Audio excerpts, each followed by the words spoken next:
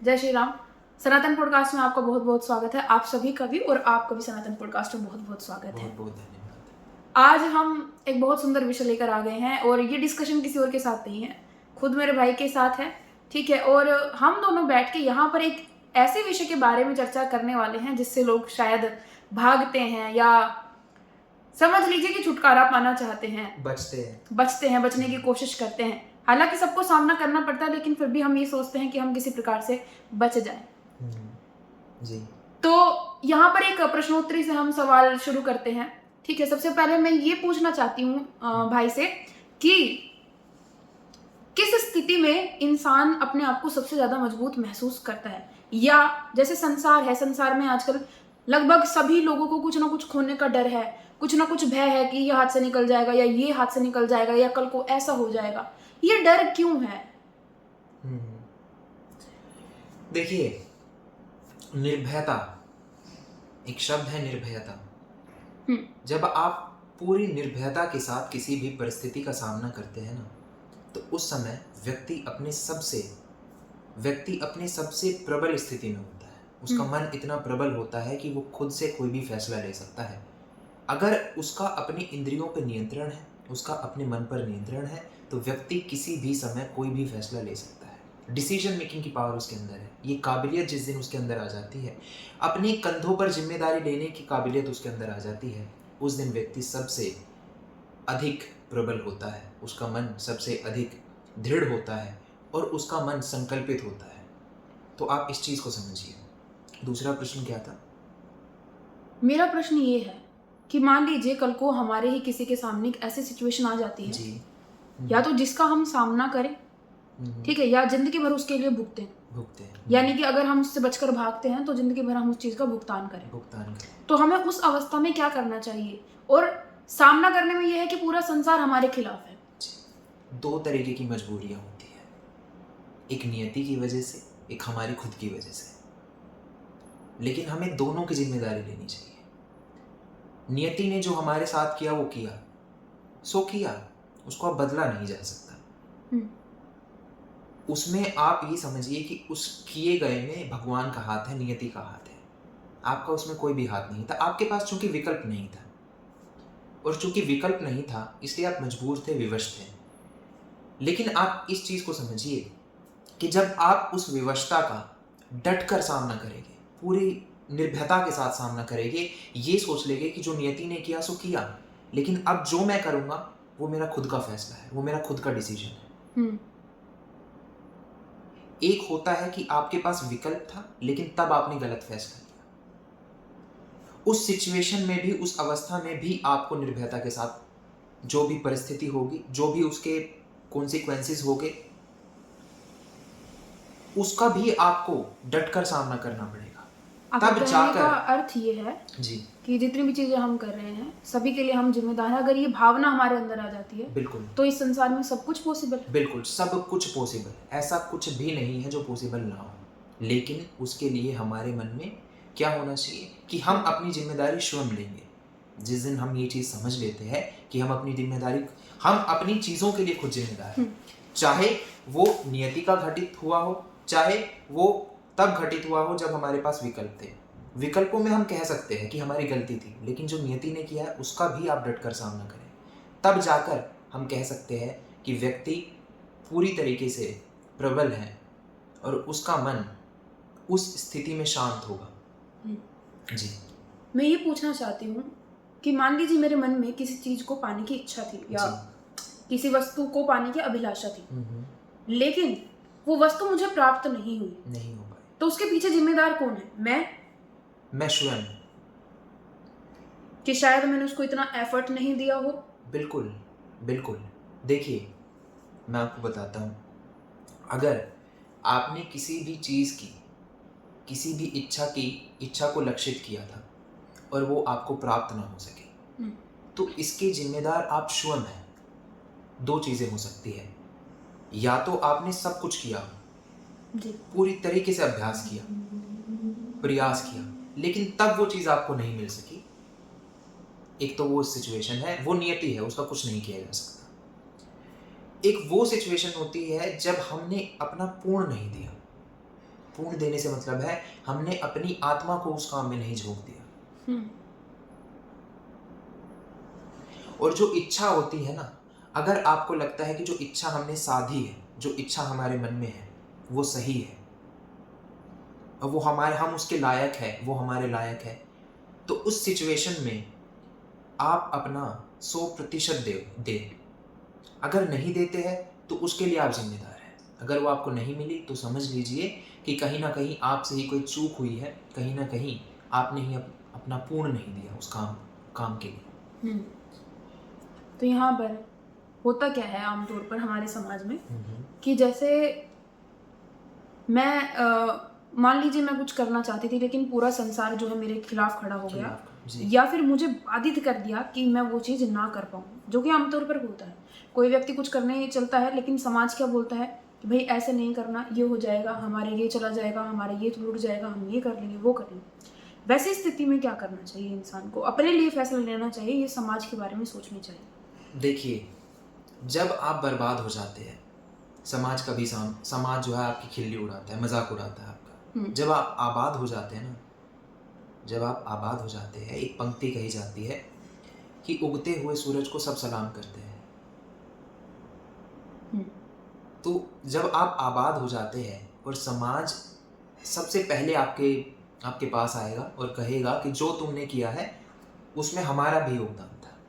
जबकि वास्तविकता तो ये है कि समाज ने हमेशा से आपकी खिल्ली उड़ाई है। समाज केवल हमेशा आपके मजे लेने के लिए था। तो आप इस चीज को समझिए कि जितनी भी बाधा है, हम जितना भी बंधन है, वो सब कुछ हमारे मन से है।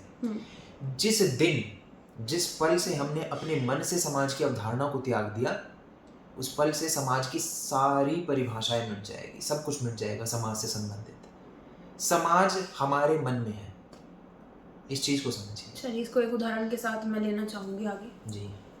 मैं ये पूछना चाहती हूँ कि मान लीजिए किसी लड़की ने ये फैसला ले लिया कि मुझे प्रेम विवाह करना है, किसी लड़के ने मुझे ये फैसला ले लिया कि मुझे प्रेम विवाह करना है। अब ऐसे में उसका पूरा कुल, पूरा खानदान, पूरा परिवार, माता पिता सब उसके सामने खड़े हो जाते हैं और कह देते हैं कि नहीं करना है। ऐसी अवस्था में वो लड़की या लड़का ना तो इधर का रहता है ना उधर का रहता है। ठीक है कि ना तो वो पूर्ण समर्पण अपना उधर ही दे पाएगा जो नया विवाह होगा उसका, या किसी और के साथ विवाह होगा। ठीक, और अपनी आत्मा तो वो कहीं भूल ही बैठा होगा मेरे ख्याल से। यही होता है जो कि एक बहुत बड़ा कारण बन गया है आजकल जो रिश्ते टूट रहे हैं उनके पीछे। अब क्या वो स्वजन उस समाज में आते हैं जो समाज आपने बताया? जी, बिल्कुल आते हैं, बिल्कुल आते हैं। मैंने क्या बताया? हमने ये बताया कि दो तरीके की मजबूरी हो सकती है, व्यवस्था हो सकती है। जी। पहली जो नियति की दी हुई है, एक वो जो हमारे पास विकल्प था लेकिन हम उसको बदल ना सके, हम दूसरे विकल्प को ना चुन सके जो हमें सही लगता था। ठीक है, जब हमारे पास विकल्प होता है तब हम गलत फैसला लेते हैं, तब उसकी जिम्मेदारी हमें लेनी चाहिए। लेकिन आपने जो उदाहरण दिया उसमें आप देखिए कि नियति आपके खिलाफ खड़ी हो चुकी है। नियति यानी कि आपका परिवार, जिससे कि आपको अनुमति चाहिए होती है हर काम के लिए। ठीक है, अपने माता पिता से, चाहे आपके दोस्त हो गए, आपको पूरा खानदान हो गया, कुल हो गया, जो भी आपने कहा, जैसे भी आपने कहा, वो नियति है, वो नियति है। लेकिन क्या आपका उतना विश्वास है? क्या आप में उतनी दृढ़ता है, उतनी दृढ़ता के साथ संकल्प आप ले सकते हैं कि आप पूरे समाज के खिलाफ खड़े हो जाए? पूरे समाज यानी कि अपने माता पिता भी आ गए उसमें? अपने माता पिता के खिलाफ। लेकिन विश्वास कि दूसरे व्यक्ति पे, ये नहीं कि दो नाव में सवार ना, पूरा विश्वास, पूर्ण तरीके से। जब आपको विश्वास अपने ऊपर विश्वास है, आपके मन के ऊपर विश्वास है कि जिस लड़की को मैंने चुना है, जिस प्रेमिका को मैंने चुना है, वो मेरे लिए सही है, तो कोई भी आपको डिगा नहीं सकता। क्या आपके माँ बाप, क्या पूरा परिवार और क्या पूरा खानदान, चाहे कोई, विश्वास होना चाहिए कि जिस लड़की को मैंने चुना है उसमें कोई भी खोट। आमतौर पर होता क्या है? आमतौर पर बताइए। ये होता है कि लड़की ने प्रेम विवाह कर लिया या लड़के ने प्रेम विवाह कर लिया, परिवार वाले तो मान जाएंगे। जी बिल्कुल। क्या उनको मनाना आवश्यक है?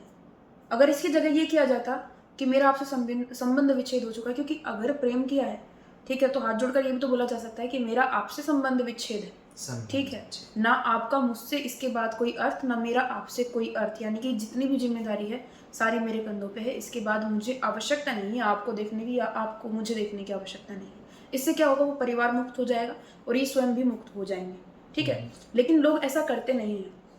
मान लीजिए किसी ने प्रेम विवाह किया, उसके साथ कोई घटना घट जाती है आगे आगामी समय में, तो होता क्या है कि लड़की फिर ये रोती है या लड़का फिर ये रोता है कि हमारे परिवार वालों ने हमारा साथ नहीं दिया। तो वहां पर परिवार वालों की क्या गलती है? क्या आप मानते हैं कि इसमें परिवार वालों का कोई दोष है? नहीं, बिल्कुल भी नहीं। इसमें परिवार वालों का कोई भी दोष नहीं है। मान लीजिए शादी के बाद कुछ अनहोनी होती है, कुछ घटना घटती है। प्रेम विवाह में आपको पूर्ण विश्वास था कि ऐसा कभी नहीं होगा, लेकिन बाय चांस ऐसा हो जाता है। तो आप इस चीज़ को समझिए, उसमें आपके परिवार वालों का कोई भी दोष नहीं है। ठीक है, दोष आपका भी नहीं है। दोष आपका दोष कब है?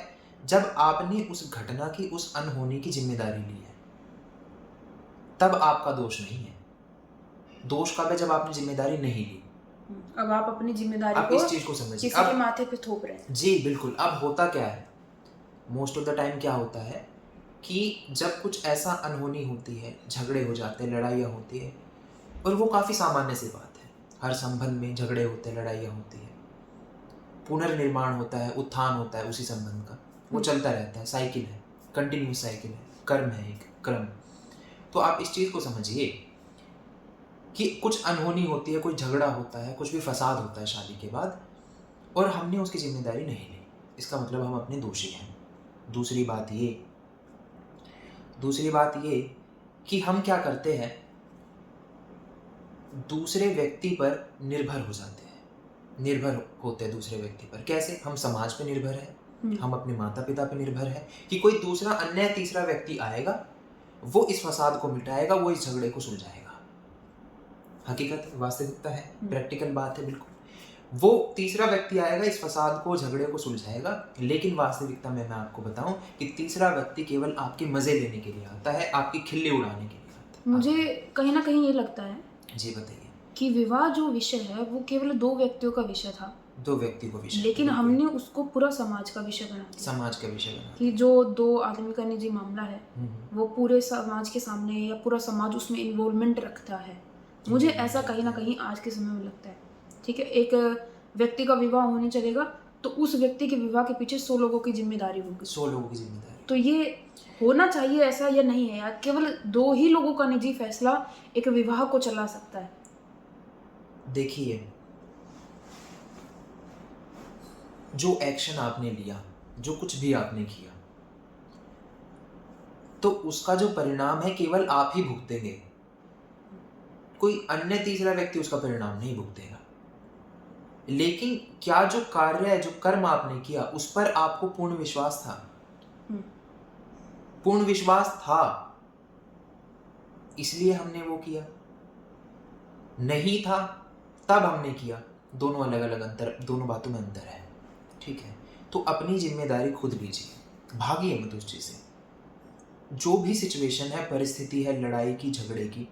और सबसे बड़ी आपको एक बात बताता हूँ कि जब आपने कहा प्रेम विवाह, तो नाम से ही ये चीज स्पष्ट हो जाती है कि जहाँ प्रेम है वहां मैं और तू नहीं होता।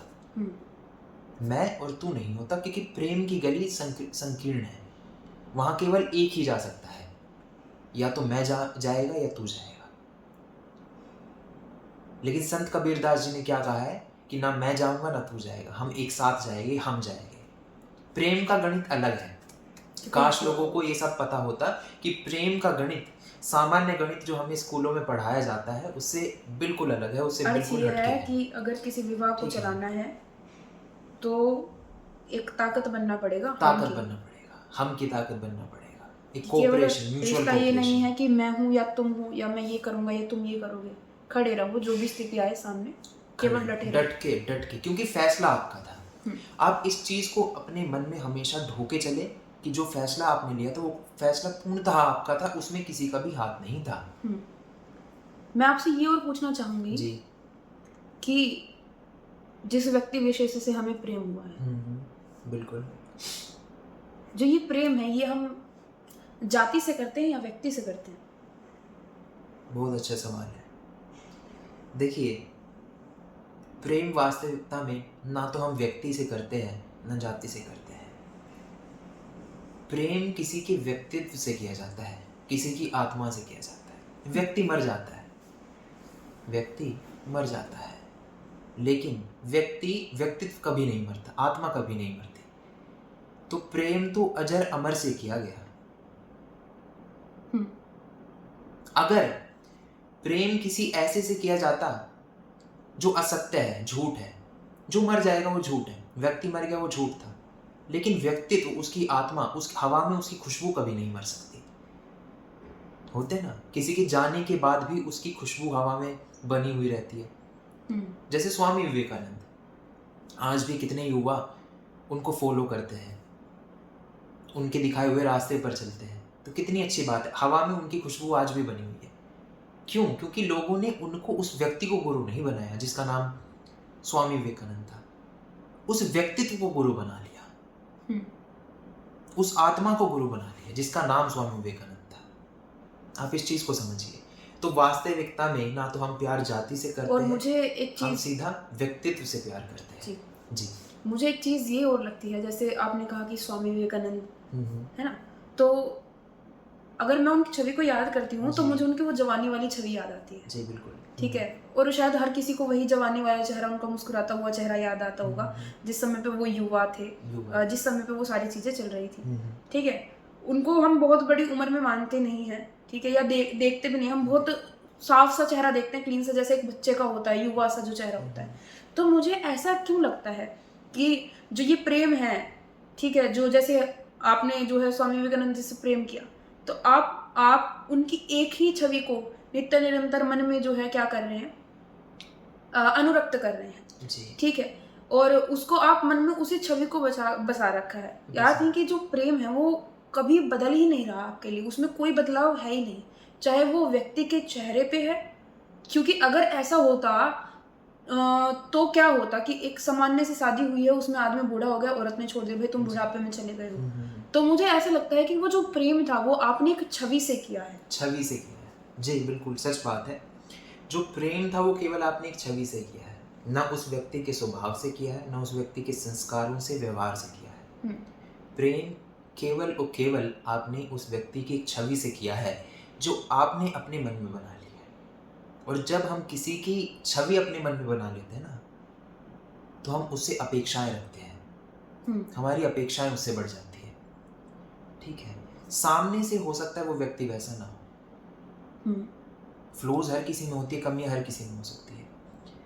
ठीक है, सामने से यानी कि हो सकता है कि जो व्यक्ति जिसकी हमने वैसी उस तरीके से, उस प्रकार से छवि बनाई हुई है, वो व्यक्ति वास्तविकता में वैसा ना हो।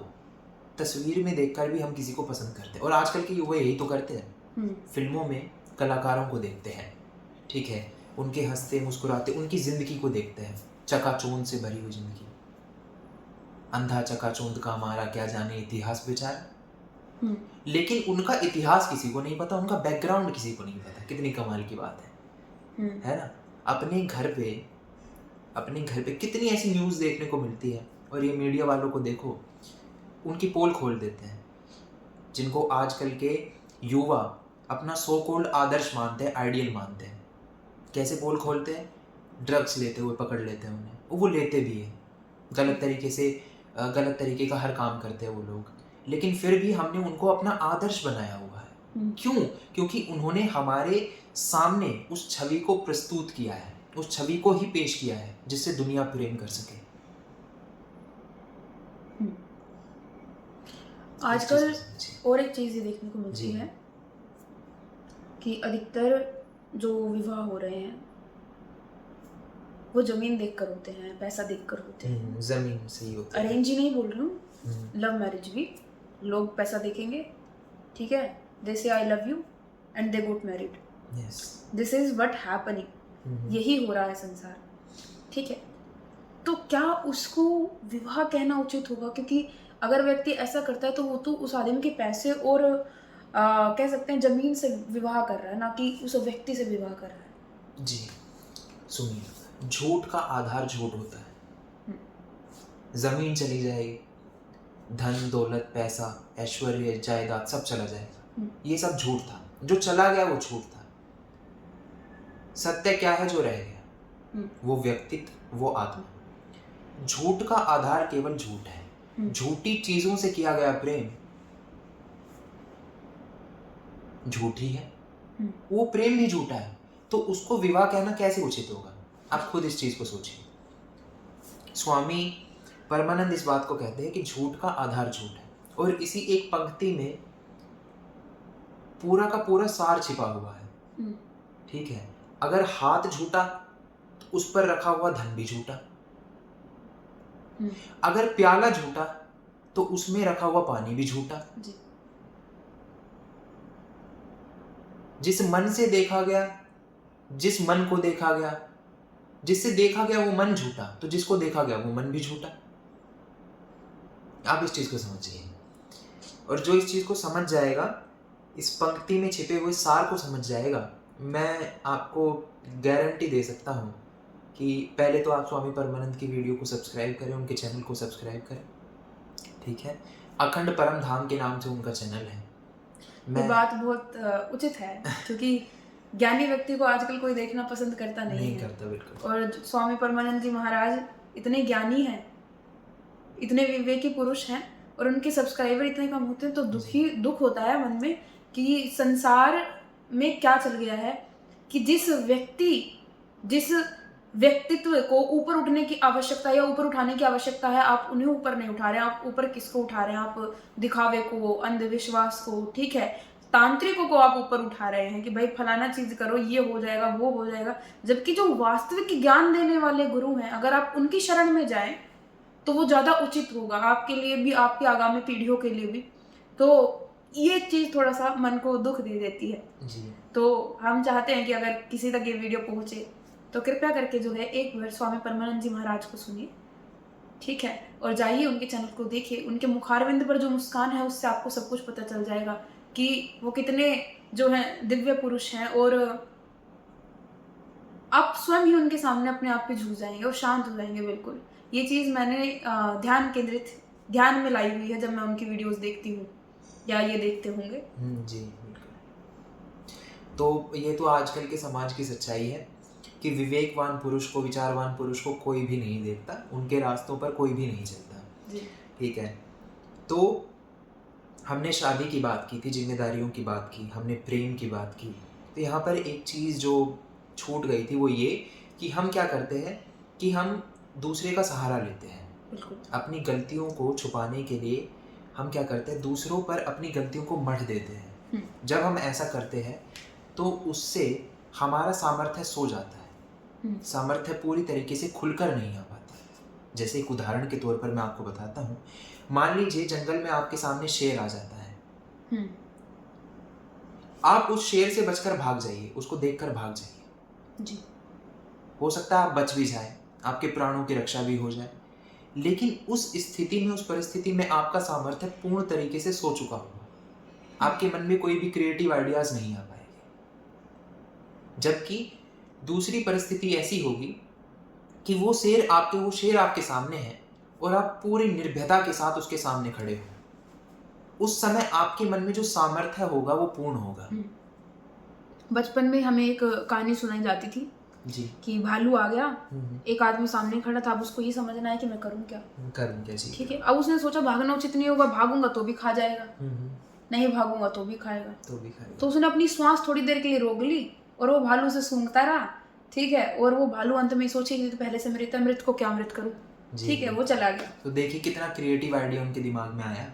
उन्होंने सोचा कि मैं भागूंगा नहीं, भाग जाऊंगा फिर भी मौत है, ना भागूं तो फिर भी मौत है। तो उन्होंने क्या किया कि सामने खड़े होकर उस सिचुएशन के, उस डर के, इस भालू को, इस शेर को आप एक सिचुएशन समझिए, डर की सिचुएशन समझिए।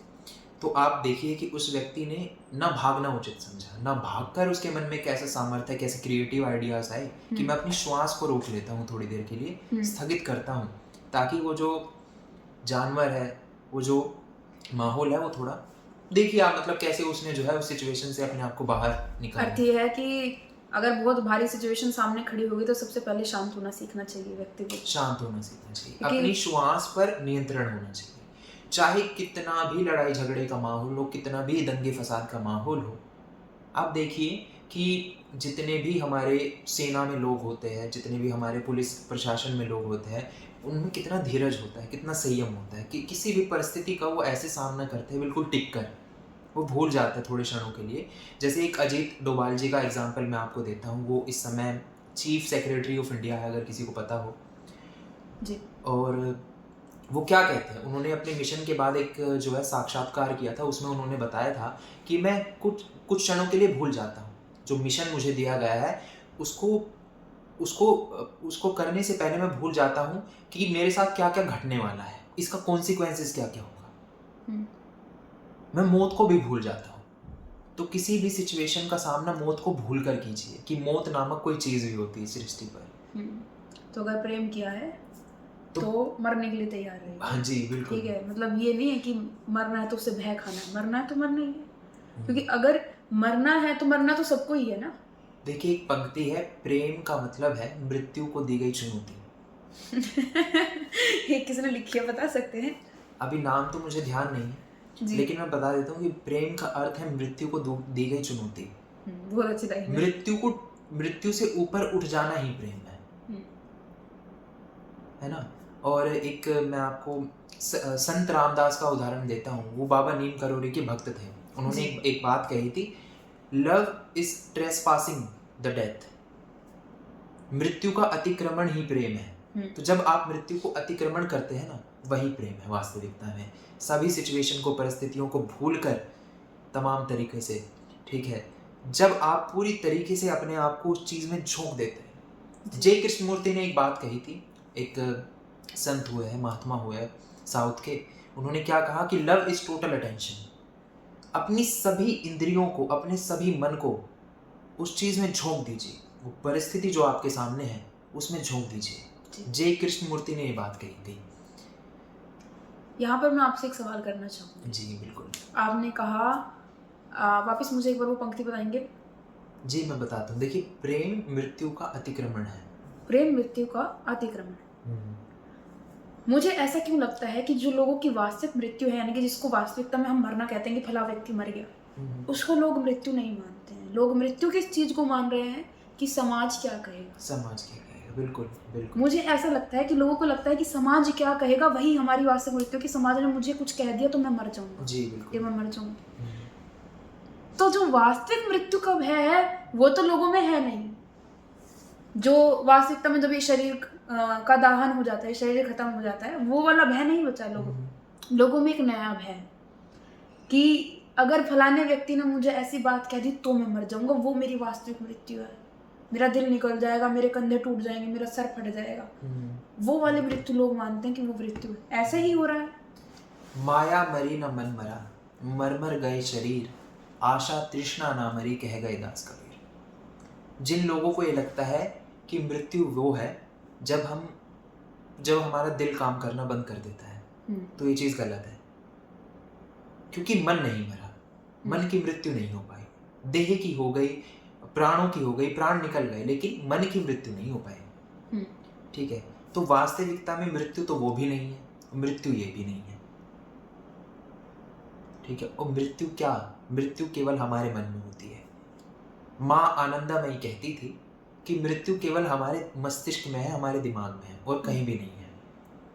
जिस दिन यहाँ से चली गई, जिस दिन मृत्यु का विचार यहाँ से चला गया ना, उस दिन हम भूल जाएंगे। उस दिन वास्तविकता में हम प्रेम कर सकेंगे। उस दिन वास्तविकता में हम डर का सामना कर सकेंगे, जिम्मेदारियों को अपने कंधों पर ले सकेंगे। आप इस चीज को समझिए। ठीक है, तो मृत्यु तो कुछ भी नहीं है। मन कभी नहीं मरता, लेकिन मन को अगर प्रेम के उसमें समंदर में झोंक दिया जाए, प्रेम मन अमर हो जाता है। समझिए इस चीज को, वो जो मनुष्य है वो अमर हो जाता है। अगर व्यक्ति ने प्रेम विवाह किया, लड़की ने, मान लीजिए, वो अपने घर वापस लौटती है, चाहे नॉर्मली लौटते हैं 1-1.5 महीने के लिए, मान लीजिए परिवार ने एक्सेप्ट भी कर लिया, ठीक है, तो क्या वो उचित है? क्या उसे लौटना चाहिए वापस? तो अगर अगर परिवार ने अनुमति दे दी है। अगर परिवार ने अनुमति दी है, बिल्कुल आ सकती है, देखिए उसमें कोई गलत बात नहीं है, लेकिन वो किस कंटेक्स्ट, किस बैकग्राउंड में आई है, आप उस चीज़ को समझिए। लेकिन वो अनुमति विवशता के साथ दी गई है, क्या विवशता फिर के लड़की साथ। को अपने घर लौटना चाहिए? नहीं, वो चीज़ उचित नहीं है बिल्कुल भी, क्योंकि मैं समझता हूँ कि अपना कोई भी काम हमें स्वयं निपटाना चाहिए, ठीक है? अगर कुछ भी हुआ है, कुछ भी अनहोनी, कुछ भी अनफॉर्चुनेट हुआ है, तो आप इस चीज़ को समझिए कि हमें उसका हल खुद ब खुद निकालना चाहिए। उसका उपाय हमारे पास ही है, उसका उपाय हमें कोई नहीं दे सकता। हाँ, परिवार में जाकर छुप जाना, परिवार की सहायता लेना, दोस्तों की सहायता लेना, आम तौर पर, सामान्य तौर पर लड़की क्या करते हैं, लड़का अपने दोस्तों में चला जाता है, लड़की अपने परिवार वालों में चली जाती है, ठीक है? तो किसी ना किसी का सहारा लेते हैं, लेकिन आप इस चीज़ को समझिए कि वो जो सहारा लिया गया है वो टेम्पररी है, परमानेंट सॉल्यूशन नहीं है। परमानेंट सॉल्यूशन क्या है? बैठकर पूरे मन के साथ उन चीज़ों का उपाय निकालना, जो फसाद है, झगड़ा है, उस चीज़ों का उपाय निकालना। वास्तविकता में हम उपाय नहीं निकालते, हम भागते हैं, भाग ही रहे हैं, है ना? हम भाग ही रहे हैं, हम निरंतर भाग ही रहे हैं। जिस दिन हम भागना छोड़ देंगे, जिस दिन हम बैठकर शांति से सोचेंगे, विचारेंगे। मुझे ऐसा लगता है जी। कि संसार में हम केवल 2 काम करते हैं अभी फिलहाल, एक भागना और एक भोगना। नहीं, ये वास्तविकता है, हंसने की बात नहीं। मुझे लगता है कि संसार में हम केवल 2 ही कार्य कर रहे हैं, एक भागना और एक भोगना।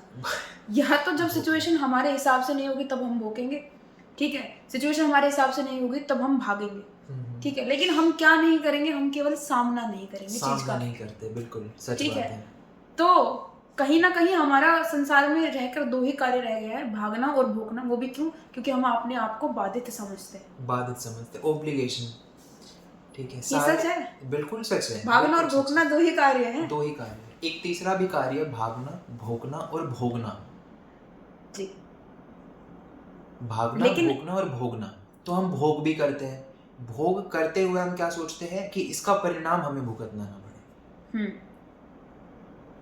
देखिए, आपने आनंद का भोग तो किया, लेकिन आप ये भी चाहते कि दुख आपको ना मिले। जबकि जिस आनंद का भोग आपने किया, जो आपको लगता है कि आनंद है, उसके परिणाम में केवल आपको दुख मिलेगा। जी। कुछ लोग विवश होकर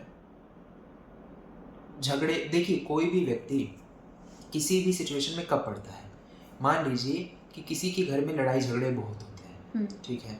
तो उस समय क्या होगा, परिवार में कोई भी एक व्यक्ति, सज्जन अच्छा खासा सज्जन पुरुष भी जो है, उसको गलत लत लग सकती है, कोई भी एडिक्शन लग सकती है, अल्कोहल की, दारू की एडिक्शन लग सकती है। मान लीजिए उस दारू पीने को ये सोचता है कि हमें इसका सोल्यूशन मिल गया, लेकिन आप ये देखिए कि वो झगड़े को मिटाने का सोल्यूशन नहीं है, उसका उपाय नहीं है, एक टेम्पररी सी बात है, एक टेम्पररी सा सोल्यूशन है जो थोड़ी देर के लिए सहायता कर सकता है। और हमें क्या, वो उससे होता क्या है, उससे कुछ भी फायदा नहीं होता, कुछ भी उसका परिणाम नहीं होता।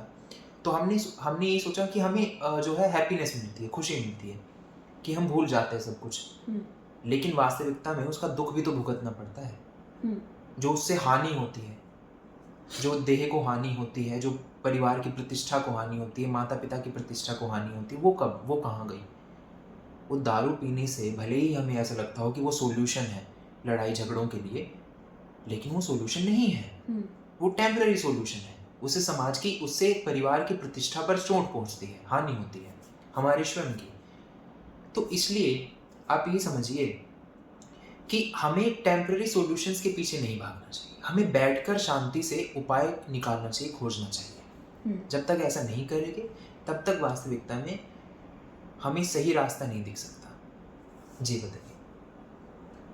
इसका अर्थ ये हुआ, अगर मैं सारी बातों को कंक्लूड करूं, तो अर्थ ये हुआ कि प्रेम वही है जिसमें आप परिणाम में चाहे सुख मिले चाहे दुख मिले, आप सब कुछ भोगने के लिए तैयार है। दुख भी, ऐसा नहीं केवल सुख की इच्छा कर रहे हैं आप, या सुख की अपेक्षा कर रहे हैं। मैंने एक पंक्ति पढ़ी थी, मैं आपको सुनाता हूँ कि प्रेम किसी को ढाल कर नहीं किया जाता है, प्रेम जो जैसा है उससे वैसे ही किया जाता है। जी। अगर आपने अपने अनुकूल किसी को ढालना चाहा तो वो प्रेम नहीं है, वो पता है क्या है, वो आपकी अपेक्षाएं हैं। आजकल के युवा जी बोलिए बोलिए। जी तो मैं बोलता हूँ। आजकल के युवा क्या कहते हैं कि प्रेम में love needs effort, hmm, love is effort, दोनों तरफ से एफर्ट होना चाहिए। जबकि बहुत बड़े बड़े विद्वान क्या कहते हैं कि love is effortless, love is effortless. इस चीज को समझिए। इसका अर्थ ये है, मैं एक बात बताना चाहूंगी कि इसका अर्थ ये हो सकता है हम्म, कि if you are in love, yes, if you are doing something for the other person, कि आप दूसरे के लिए कुछ और कर रहे हैं, तो आपको वो एफर्ट जैसा लगना ही नहीं चाहिए। लगना ही नहीं चाहिए। वास्तविकता में एफर्ट केवल जेलेसी में लगता है, हेट्रेड में लगता है, नफरत में लगता है, तो इन सब चीज़ों में एफर्ट लगता है, लेकिन प्रेम में एफर्ट नहीं लगता। अगर आपको ये लग रहा है कि हम एफर्ट पुट कर रहे हैं दूसरे के लिए, that means you are not loving them. Yes yes, true. यही ना? हमने एफर्ट किए, क्यों किए, क्या सोच के किए? यही तो कि ताकि हमें सामने वाला व्यक्ति प्रेम कर सके। यही तो, इसलिए तो हमने एफर्ट पुट किए ना। वास्तविकता में एफर्टलेस होना यानी कि वो एफर्टलेस होकर भी आपसे प्रेम करता है। आपने कुछ नहीं किया उसके तो- लिए, वो तब भी आपसे प्रेम करता है। That is called true love.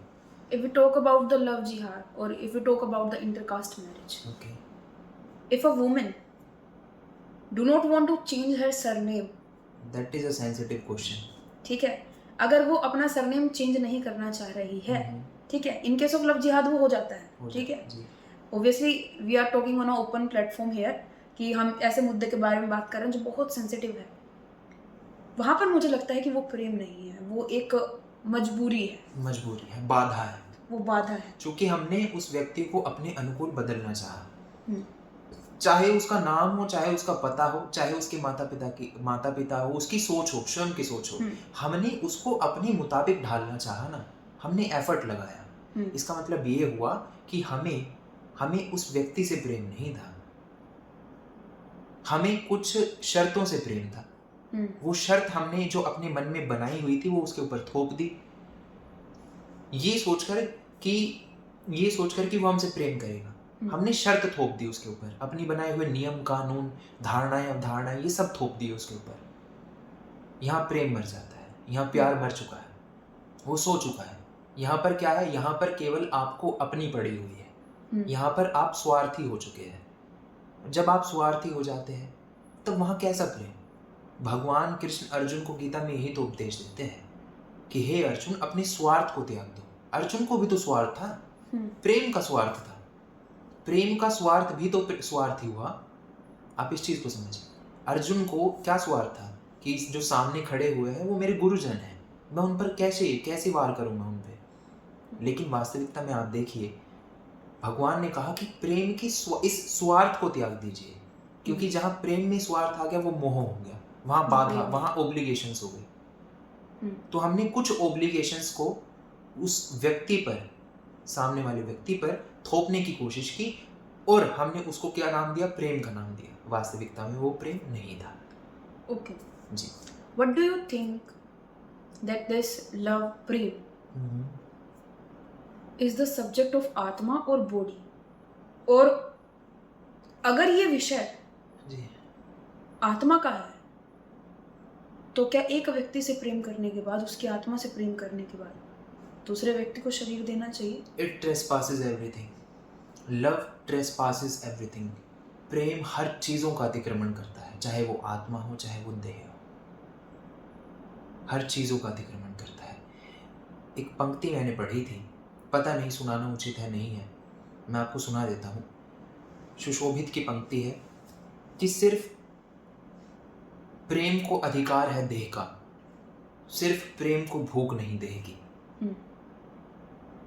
पता नहीं कितने लोगों ने सुनी होगी, पर ये वास्तविक सच्चाई है।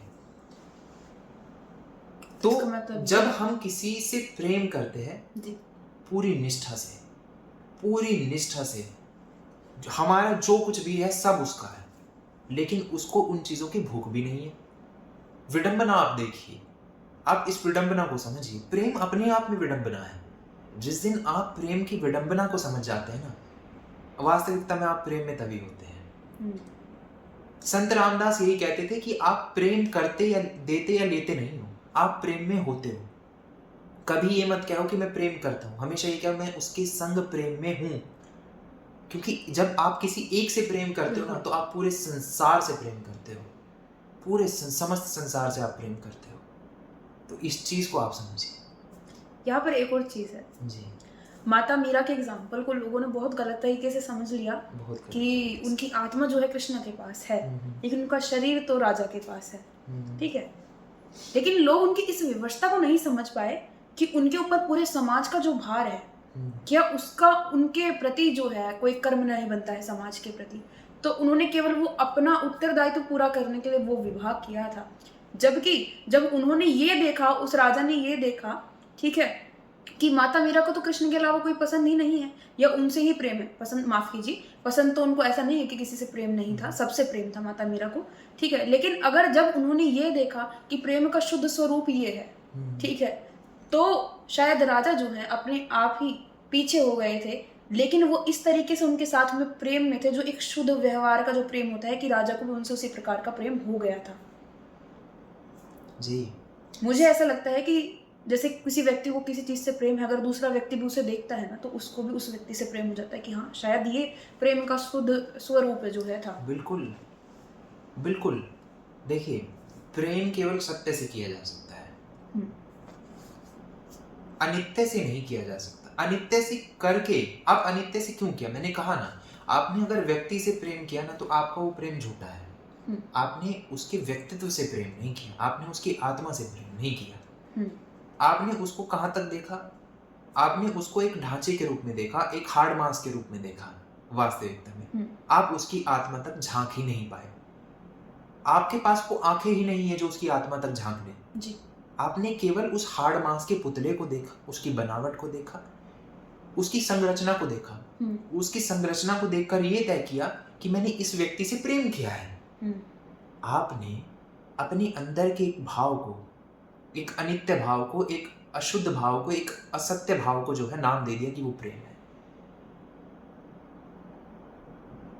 अनित्य के साथ प्रेम नहीं हो सकता है, अर्थ ये है नहीं हो सकता, क्योंकि अनित्य चीज जो है खत्म हो जाएगी। खत्म हो और जाएगी। एक चीज यहाँ पर ये देखने को मिलती है कि लव मैरिज क्यों ब्रेक हो रही है, या अरेंज मैरिज भी क्यों ब्रेक हो रही है, ठीक है, या डाइवोर्स के केसेस क्यों इतने ज़्यादा आ रहे हैं।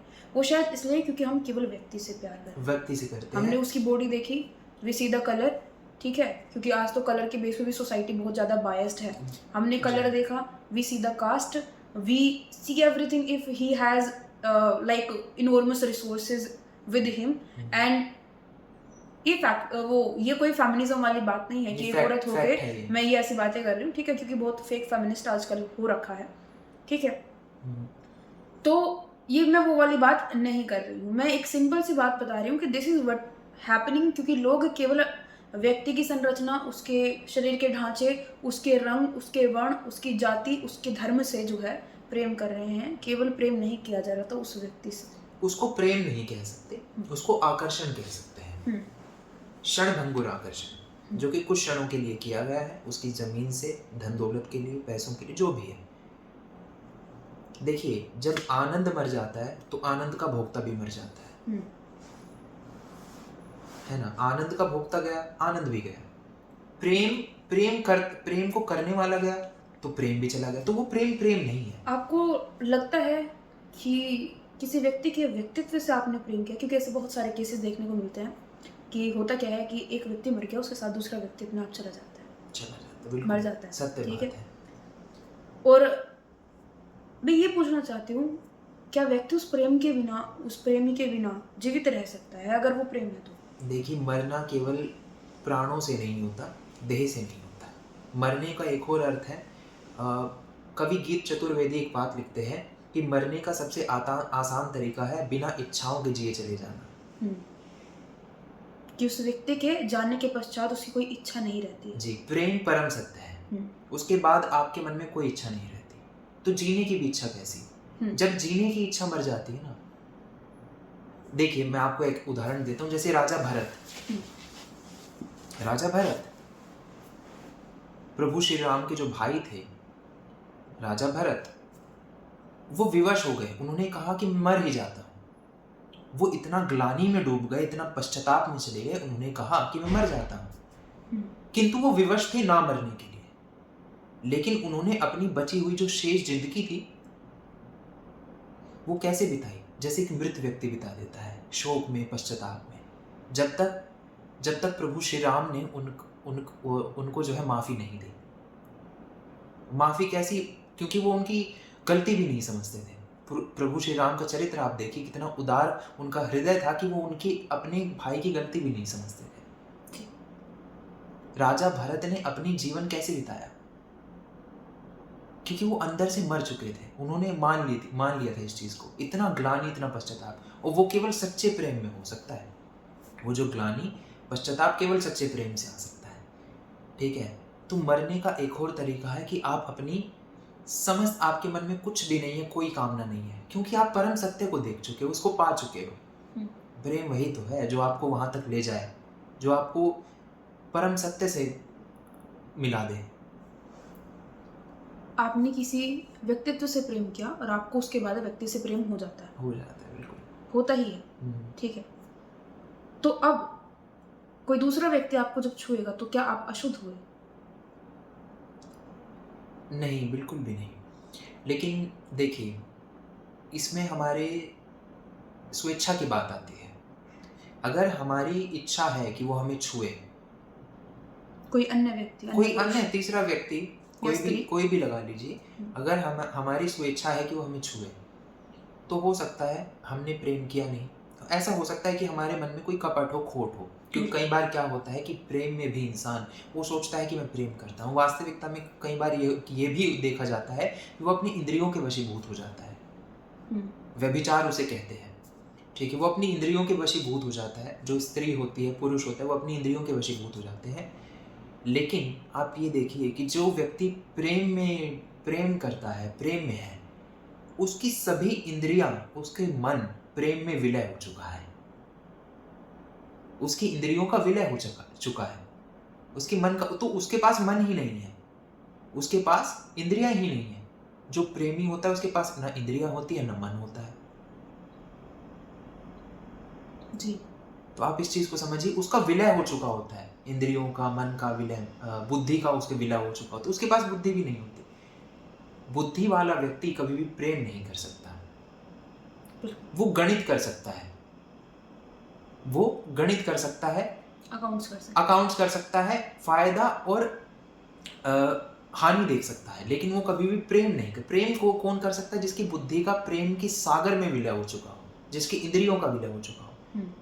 तो अगर आपने प्रेम किया है और आप किसी अन्य पुरुष, कोई आपको जो है छूता है, कुछ भी होता है, व्यभिचार करते हो आप, तो इसका मतलब ये है कि आप अभी भी अपनी इंद्रियों के वशीभूत हो। अभी आप पूर्ण तरीके से प्रेम नहीं कर पाए हो, क्योंकि कोई सामने से छुएगा और आप उसे अनुमति नहीं दोगे तो वो वैसे भी नहीं छुएगा।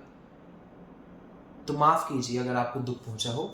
अगर आप अभी भी अपनी इंद्रियों के वशीभूत हो, छोटी छोटी बातों पर, we are talking like just on most of the sensitive topics जी, और अगर यहाँ पे कोई भड़क जाता है तो उसके लिए हम माफ़ी चाहते हैं। क्योंकि अगर आप छोटी छोटी परिस्थितियों को देखकर अपने मन के गुलाम हो जाते हो ना, तो आप अभी भी प्रेम के वशीभूत नहीं हो।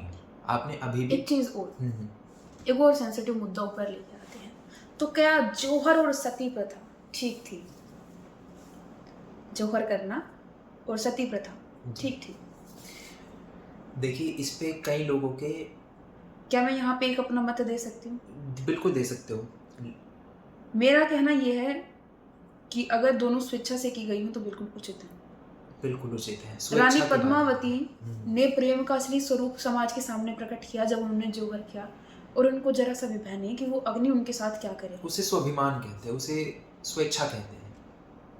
स्वाभिमान की जब बात आती है जी, स्वाभिमान। सती प्रथा से मुझे नहीं लगता कि व्यक्ति मर जाता है या ये होता है, क्योंकि अगर उसने वास्तविक में प्रेम किया था तो उसको पीड़ा ही नहीं होनी चाहिए थी उस चीज़ में। बिल्कुल, क्योंकि प्रेम में तो अगर सब चीज़ों का विलय हो जाता है तो पीड़ा का भी विलय हो जाता है। पीड़ा का विलय हो जाता है। सारी पीड़ा हमारी इंद्रियों से, हमारे मन से है। जब मन ही नहीं रहा तो पीड़ा कैसी? इंद्रियां ही नहीं रही तो कैसा दुख? तो क्या कह सकते हैं कि जौहर और सती प्रथा अगर किसी के द्वारा जो है थोपी ना गई हो आप पे, अगर कोई तो भी, अगर किसी भी स्वेच्छा को परंपरा बना दिया जाता है ना, तो वो चीज तब गलत होती है। जी। अगर उस सती, किसी ने मान लीजिए अपनी स्वेच्छा से सती कोई कोई हुआ सती, लेकिन अगर उसी को समाज ने परंपरा बना दिया कि नहीं ये आप बाधित हो, आपको करना ही करना पड़ेगा, जैसा उसने किया वैसा करना पड़ेगा, वहां क्या होता है, धर्म की हानि होती है, वहां सत्य की हानि होती है, वहां सत्य नहीं बचता, केवल असत्य ही बचता है, क्योंकि वो परंपरा बन चुकी है। वो परंपरा पैरों की बेड़िया होती है, और वो बेड़िया ऐसी है कि आप उसे निकाल नहीं सकते, बिल्कुल। क्योंकि लोग उसे धर्म के नाम पर आपको बेचते हैं, उन बेड़ियों को बेचते हैं, आप उन्हें खुद ब खुद अपने पैर में लगा लेते हो। आज के समय में ये देखा जाता है, पहले भले ही स्वेच्छा से होता हो, लेकिन आज हम अपनी स्वेच्छा से उन्हें अपने पैरों में डाल लेते हैं, हमें वो दे दी जाती है सामने से और हम उन्हें ले भी लेते हैं, ये बात है। जिस व्यक्ति के साथ आपकी शादी हुई हो जी, उसकी मृत्यु हो जाती है, क्या उसके पश्चात आपको केवल सेवा करनी चाहिए? बिल्कुल, सेवा, हर किसी से प्रेम। अगर आपने किसी से प्रेम किया, किसी के व्यक्तित्व से, किसी की आत्मा से, आत्मा निर्गुण है, निराकार है, एक आत्मा से प्रेम किया, एक जीवात्मा से प्रेम किया, तो अन्य सभी जीवात्माओं से आप प्रेम करेंगे। ऐसा हो ही नहीं सकता। आपने एक पुष्प से प्यार किया, पुष्प की सुगंध से प्यार किया, तो आप अन्य सभी पुष्पों की सुगंधों से प्यार करेंगे, सभी पुष्पों से प्यार करेंगे। एक पशु से प्यार किया तो अन्य सभी पशुओं से करेंगे, एक पंछी से प्रेम किया तो अन्य सभी पंछियों से करेंगे। क्या एक गरीब व्यक्ति को जी, एक अमीर व्यक्ति से प्यार हो सकता है, या केवल वो पैसों के लिए किया गया प्रेम? वो केवल नहीं, देखिए प्रेम हो सकता है, वो प्रेम हो सकता है, गरीब को अमीर से, अमीर को गरीब से, धनवान को, मैं धनवान कहूँगा, धनवान को जो है हो सकता है, और उसको भी हो सकता है, गरीब व्यक्ति को भी हो सकता है, ठीक है। और वो अगर उन्हें सच्चा प्रेम है तो इसका मतलब उन्होंने एक दूसरे की धन और दौलत को नहीं देखा, लेकिन धन और दौलत को देखा तो अभी भी इसका मतलब ये है कि वो सच्चे प्रेम में नहीं है, अभी भी वो प्रेम को जान नहीं पाए हैं, तो हो सकता है उसमें कोई वो बड़ी What I feel कि आजकल के युग में क्या होता है, ये होता है, if someone is born in a very wonderful family like enormous family, बहुत wealthy family है, उसमें पैदा हो गया कोई व्यक्ति, ठीक है, तो उसको सारे रिसोर्सेज लगभग देखा जाता है बहुत आसानी से मिल जाते हैं, ठीक है जी, तो क्या वो उसका दोष है? नहीं, वो उसका दोष नहीं, बिल्कुल भी नहीं, वो उसका भाग्य, उसके कर्म हुआ, भाग्य और कर्म हुआ, ठीक है। आप इस देखिए, भाग्य और कर्म भी कहना एक हद तक उचित है। इसको क्या कहा जा सकता है, अगर वो उन रिसोर्सेज का, उन संसाधनों का हनन करता है, यानी कि उनको उड़ा देता है, वेस्ट कर देता है, उनको उसको उनकी कीमत नहीं है, उसको इस चीज़ की कीमत नहीं कि जो थाली उसके सामने परोसी गई है ना, वो कितने बच्चों का पेट भर सकती है। कुछों को मैंने देखा है कि वो खाना छोड़ देते हैं, क्योंकि उनके सामने 56 भोगों को परोसा गया, लेकिन उन्होंने अपना खाना छोड़ दिया। क्यों? क्योंकि उसने उन बच्चों के बारे में नहीं सोचा जो आज रात भूखे सोएंगे, जो सुबह का सूरज जिनके लिए निराशा लेकर आएगा, उन बच्चों के विषय में उनने नहीं सोचा, ठीक है। तो इस चीज़ को समझिए कि अगर वो उन संसाधनों की जो उसको मिले हैं, जन्मजात मिले हैं, अगर उन्हें उसकी कीमत नहीं है तो वो व्यक्ति निर्भाग है, वो व्यक्ति निर्भाग है। तो एक चीज़ मैं यहाँ पे पूछना चाहूँगी, व्हाट अगर किसी गरीब व्यक्ति की शादी एक अमीर खानदान में हो जाती है तो लोग कहते हैं कि उसको पैसे से प्रेम था, ठीक है, हालांकि हो सकता है नहीं हो, ठीक है, उसको केवल प्रेम था इसलिए उसको प्रेम था, ठीक है, लेकिन लोगों को यही सोचना है, तो क्या ये विचारधारा ठीक है? क्योंकि जैसे आपने बोला कि किसी का एक वेल्दी फैमिली में पैदा होना उसका भाग्य और उसका बोल सकते हैं कि पिछले जन्मों में कुछ किया गया, बहुत अच्छा कर्म होगा, ठीक है, लेकिन तो अगर वो उसकी हनन नहीं कर रहा है, ऐसे ही जब एक व्यक्ति जो है अपने से ऊपर वाली फैमिली में शादी कर लेता है तो क्या हुआ, उसका भाग्य नहीं हुआ? संसार को ये नहीं सोचना चाहिए? बिल्कुल हुआ, भाग्य बिल्कुल हुआ। तो लोगों को उससे मेरे ख्याल से तो लोग द्वेष रखते हैं, इसलिए इस प्रकार की बातें होती हैं। द्वेष रखते हैं, उनके मन में कहीं ना कहीं वो एक द्वेष की भावना होती है, भेदभाव की भावना होती है, इसलिए जो है वो उस चीज़ को स्वीकार नहीं कर पाते। दूसरे व्यक्ति की खुशी को कोई भी अन्य व्यक्ति स्वीकार नहीं कर पाता, आज के समाज की सच्चाई है। क्योंकि अगर मान लीजिए मैं एक बहुत वेल्दी फैमिली में हूँ, हम्म, बहुत बढ़िया कोठी बने हुए, मकान बने हुए, मजे आ रहे हैं, आनंद में हूँ, लेटे हुए हैं, ठीक है, एसी चल रहा है, अभी भी चल रहा है, ठीक है, इस प्रकार की फैमिली मेरे को मिल गई है। तो क्या लोगों को वहां पर ये नहीं सोचना चाहिए कि भाई जो तुम कर्म आज कर रहे हो वो ऑलरेडी कर चुका है, जी बिल्कुल तभी तो सत्य उसको है, ये फल मिला। बिल्कुल सत्य है। तो वहां पर द्वेष की भावना को खत्म कर देना चाहिए। कर देना चाहिए, बिल्कुल कर देना चाहिए। और किसी भी व्यक्ति को अगर कुछ मिला हुआ है, हमसे अधिक मिला हुआ, अधिक मात्रा में मिला हुआ है, तो द्वेष की भावना बिल्कुल भी नहीं रखनी चाहिए।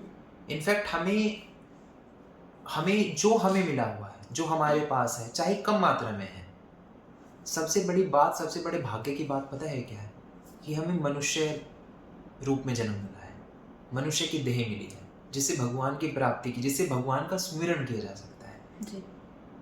हमारे पास एक बुद्धि है जो सही गलत का निर्णय करता है।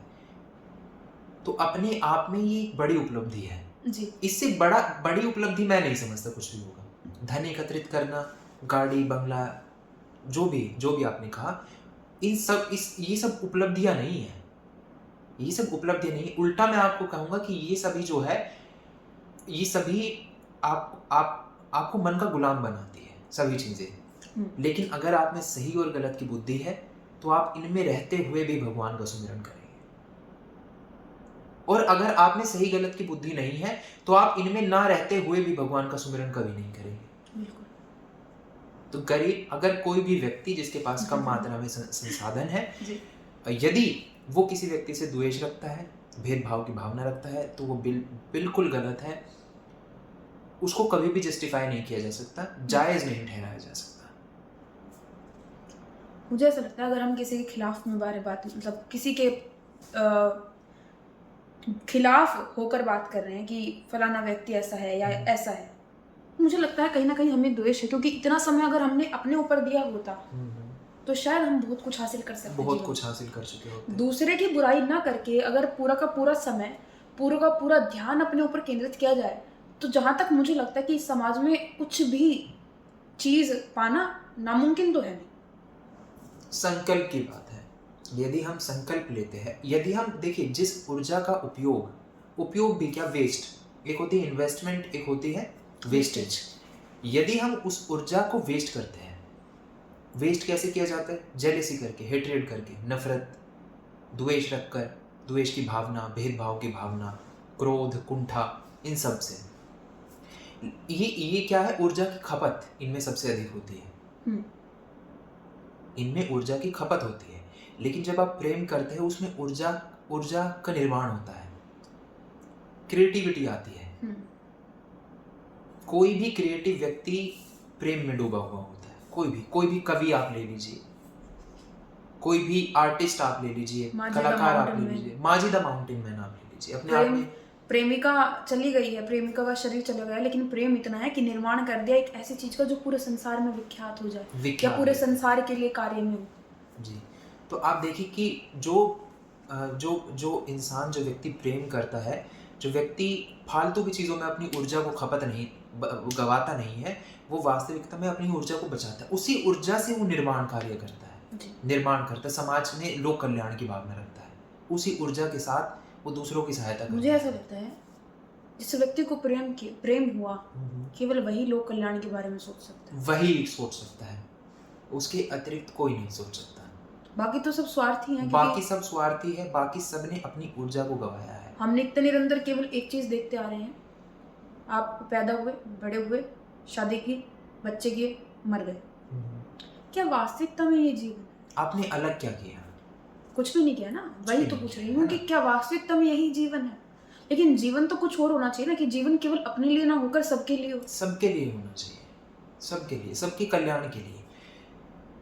देखिए, अगर हमारे पास खाने को है, सब कुछ है, सारे संसाधन हमारे पास है, तो आप ये देखिए, मैं एक महात्मा की आपको बात बताता हूँ। वो क्या कहते हैं कि जब मैंने सबको खाना दे दिया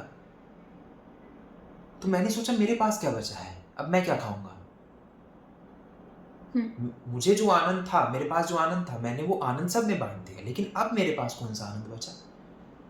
तो उन महात्मा ने क्या कहा, वो जो देने का आनंद है ना, वो उस आनंद से बड़ा है जो आनंद जो उनके रखना- पास बचा है। जो उनके पास बचा है, उस आनंद से बचा है, बड़ा है, जो देने का आनंद है। अब इस चीज़ को समझिए, देने का आनंद अलग होता है और जो अपने पास बचे होने का आनंद होता है वो बहुत कम, छोटा होता है, क्षणभंगुर होता है, बहुत उसकी कोई तुच्छ होता है, वो उसकी कोई भी, और जो देने का आनंद है उसकी कोई भी तुलना नहीं है।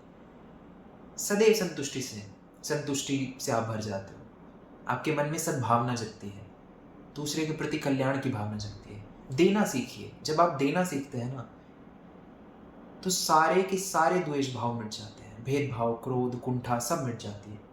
शेष क्या बचता है? केवल प्रेम। सब कुछ खत्म होने के बाद जो शेष बचा वही प्रेम है।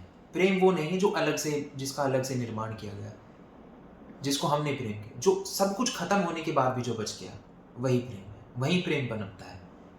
मुझे लगता है कि जब किसी से किसी को प्रेम होता है तब व्यक्ति को निर्माण करना नहीं पड़ता, निर्माण स्वयं हो जाता है, स्वयं हो जाता है, स्वयं हो जाता है, खुद बदलने लग जाता है व्यक्ति। बिल्कुल। ठीक है, क्योंकि मैंने हनुमान जी प्रसाद पोदार जी की या फिर स्वामी रामसुखदास जी की किसी एक की पुस्तक पढ़ी थी, पतिव्रता धर्म पे। तो उन्होंने बोला जहाँ पर आप अचल हैं, ठीक है, आप जहाँ पे खड़े हैं वहाँ पर खड़े रहें, अडिग रहें, अचल रहें। ठीक है, आपका पति चाहे कैसा भी हो, जब आप उस चीज़ पर रिएक्ट नहीं करोगे तब आप देखोगे कि सामने वाला आदमी खुद बदल रहा है, खुद शांत हो जाता है। जी बिल्कुल। जब आप देखोगे कि आप अपना धर्म निभा रहे हो, सामने वाला व्यक्ति देखता है कि चाहे मैं कुछ भी कर रहा हूँ लेकिन ये वैसी ही है, ठीक है, तो सामने वाला व्यक्ति खुद में खुद बदल जाता है, जो कि मुझे उनकी बात उचित भी लगी। अब लोग बोले कि ये बात प्रैक्टिकल नहीं है, but this is what is actually practical. मुझे जहाँ तक लगता है कि यही प्रैक्टिकल है। बिल्कुल। चाहे व्यक्ति दूसरे वाला आपको कितना भी प्रताड़ित कर दे, अगर आप अड़िग हैं, अगर आप हिल नहीं रहे हैं, तो सामने वाले व्यक्ति को खुद ही बदलना पड़ेगा, बदलना पड़ता है। बिल्कुल सच्ची बात है। तो मुझे लगता है कि पतिव्रता धर्म भी कोई खराब चीज़ नहीं, बिल्कुल भी नहीं है। आप अपना धर्म निभाइए, आप अपना धर्म निभाइए और आप देखेंगे, आप चमत्कार देखेंगे कि सब कुछ जो है अपना धर्म निभाता है, हर कोई। आप शांत बने रहिए। जब कोई व्यक्ति बुद्धि खोकर जानवर हो जाता है, पशु हो जाता है, उस समय आप अपने अंदर के मनुष्य को बनाए रखिए, मनुष्य को बचाए रखिए, क्योंकि मनुष्य और पशु में यही अंतर है। जी। कोई पशु हो जाता है तो आप मनुष्य होकर उस पर हावी हो जाइए, लेकिन होता क्या है, पशुता हावी हो जाती है मनुष्य पर, हम पर ही पशुता हावी हो जाती है। हम पर ही पशुता हावी हो जाती है, एक तरीके से देखा जाए तो इस चीज़ को देखिए। इस चीज़ को असल में क्या है, हमने निरीक्षण करना बंद कर दिया है। आजकल के युवाओं ने, आजकल के समाज ने अपना प्रशिक्षण, निरीक्षण करना बंद कर दिया है। वे निरीक्षण नहीं करते, सेल्फ एनालिसिस नहीं करते। जब वे सेल्फ एनालिसिस करेंगे तो तभी तो वे अपने आप को जान पाएंगे, वे अपनी आदतों को जान पाएंगे, वे अपनी खूबियों को, कमियों को जान पाएंगे। लेकिन वो क्या करते हैं, उसी ऊर्जा को किसी अन्य विषय में लगा देते हैं और अपने मन के, इंद्रियों के गुलाम हो जाते हैं। बिल्कुल। सारा खेल उस ऊर्जा को बचाने में है, उस ऊर्जा को अपने किसी फायदे के लिए उपयोग लाने में है, इन्वेस्टमेंट उस ऊर्जा की। पहले के समय में देखा जाए, प्रेम में तप तो करना पड़ता है। बिल्कुल। माता पार्वती ने भगवान शंकर के लिए तप किया, शंकर भगवान ने भी माता पार्वती के लिए तप किया। बिल्कुल। जहाँ पे पतिव्रता धर्म निभाया गया, वहाँ पे पत्नी व्रत धर्म भी निभाया गया। ये हमारे शास्त्र दिखाते हैं। ठीक है, मुझे ऐसा लगता है कि कहीं ना कहीं हमारे शास्त्रों ने बताया कि पूरा संसार आपके खिलाफ होगा, आपको तप करना पड़ेगा, प्रतीक्षा करनी पड़ेगी। जी बिल्कुल। माता मीना ने बार बार माता पार्वती को उमा, ठहरो, रुको, मत करो। उमा का अर्थ होता है मत करो, ठीक है, रुक जाओ, ऐसा कहकर बार बार संबोधित किया है कि पूरा संसार आपको रोकने आएगा। अर्थ यानी कि आपके माता पिता भी आपको रोकने आ सकते हैं। लेकिन माता पार्वती में इतनी अडिगता थी, जितने जो ऋषि मुनि थे, ठीक है, वो भी इतना तप नहीं कर सकते जितना तप उन्होंने करके दिखाया पूरे संसार। बिल्कुल सच। और उसका फल, जो परिणाम स्वरूप जो फल प्राप्त हुआ उनको, वो भगवान शंकर स्वयं थे, यानी कि प्रेम का जो शुद्ध स्वरूप है। क्योंकि जब आप तप करते हैं ना, तब आप तप में अपना अस्तित्व खो देते हैं, ठीक है, और तप जिसके लिए कर रहे हैं उसमें आपका विलय हो जाता है, उसमें आपका विलय हो जाता है। यानी कि जब प्रेम कर रहे हैं तो उसमें अपना अस्तित्व भुलाना पड़ेगा। भुलाना पड़ेगा। This is the only condition भी अहंकार- नहीं बोल सकते, वो अपने आप भूल जाता है। अहंकार को नष्ट करना पड़ेगा आपको। अहंकार यानी कि जो हमारे अंदर मैं की भावना है कि क्यों करूँ मैं क्यों करूँ जब सामने वाला नहीं करता, जी वो नष्ट करनी पड़ेगी। तो शायद सामने वाला व्यक्ति जो है, ठीक है, वो अपने आप ही ऐसे हथियार डाल देगा जी। कि अब मैं भी इसका ही हूँ। ये बात सच है, बिल्कुल सच है। क्योंकि भगवान शंकर भी सत्य है। बहुत अड़िग थे, मैं बहुत शादी नहीं करूँगा, मैं शादी नहीं करूँगा, ठीक है। लेकिन जब उन्होंने इतनी कोशिश की कि इतने ऋषि मुनि भेजे बीच में कि माता पार्वती का जो है मन बदल जाए या उनकी इंद्री बदल जाए, लेकिन उन पर इतना भी प्रभाव नहीं पड़ा और भगवान शंकर के खिलाफ। लेकिन वहाँ पर आप देखेंगे कि माता पार्वती जो है अड़िग ही रही, वो इतनी सी भी हिली नहीं है, तब उनको जाके उस चीज़ की प्राप्ति होती है। तो शायद मुझे ऐसा लगता है कि अगर प्रेम है तो अडिगता, स्थिरता और अचलता होनी चाहिए व्यक्ति के अंदर, और यही शायद शुद्ध स्वरूप है प्रेम का। चलिए, तो आज की पॉडकास्ट हम यहीं पर समाप्त करते हैं। उम्मीद करते हैं कि आपको ये विषय पसंद आया होगा। अगर किसी को हमारे ऊपर ऐसा लगे कि हाँ हमने कुछ गलत बोल दिया है, उसके लिए हम बहुत बहुत माफ़ी चाहेंगे। हमारा उद्देश्य किसी का भी दिल के ठेस को माफ़ कीजिए, दिल को ठेस पहुंचाना नहीं था। ज़्यादा बोलने से ये होता है, ठीक है, कि हमारा उद्देश्य किसी को भी ठेस पहुंचाना नहीं था। अगर फिर भी ठेस पहुंची हो या फिर आपको दुख प्राप्त हो हमारी तरफ से, तो उसके लिए हम बहुत बहुत माफ़ी क्षमा चाहते हैं। मांगते हैं। आप सभी को जय श्री राम। जय हो।